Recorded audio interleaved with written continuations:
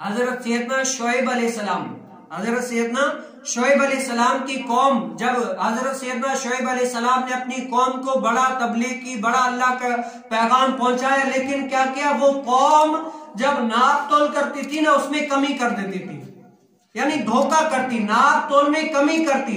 हजरत शुएब अलैहिस्सलाम ने लाख तबलीग की, जो कुरान जो अल्लाह ताला ने शुएब अलैहिस्सलाम को दिया वो उन पर पहुंचा दिया, लेकिन उन्होंने नहीं माना।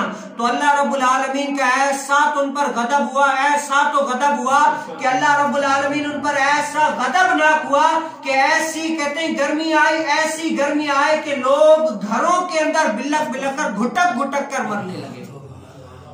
ऐसी गर्मी आई, गर्मी से उनकी सांस बंद होने लगी। क्यों? किस वजह से कि वो नाप तोल में कमी किया करते थे।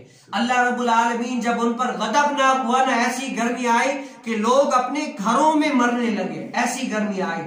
तो हजरत सैयदना शुएब अलैहिस्सलाम ने फिर जब लोग मर गए ना, फिर कहा कि ऐ लोगों, मैंने तुम्हें अल्लाह का जो अहकाम थे पहुंचा दिए, मैंने तुम्हें अल्लाह ताला के जो फरामीन मुझ पर लाए गए थे मैंने तुम पर सारे ही पहुंचा दिए, लेकिन तुमने मेरी बात ना मानी। आज जो तुम कर रहे हो, आज जो तुमने अपने ऊपर जुल्म किया, ये तुम्हारे किए की सजा है। तुम्हारे ऊपर क्या है? ये तुम्हारे किए की सजा है। तो क्या है, कभी कभार अल्लाह रब्बुल आलमीन सजा दुनिया के अंदर ही बंदे को दे देता है। और इससे पता क्या चलता है कि जो कब्र वाले हैं वो सुनते भी हैं।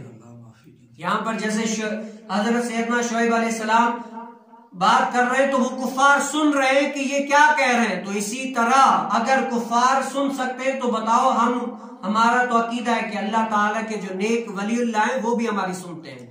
अगर हम उनसे बात करें, फरियाद करें तो वो सुनते भी हैं और जवाब भी देते हैं। कुछ लोग कहते हैं नहीं, कब्र वाले तो मरकर चले गए, अब नहीं सुन सकते। बताओ, वो काफिर सुन सकते हैं तो मुसलमान क्यों नहीं सुनते?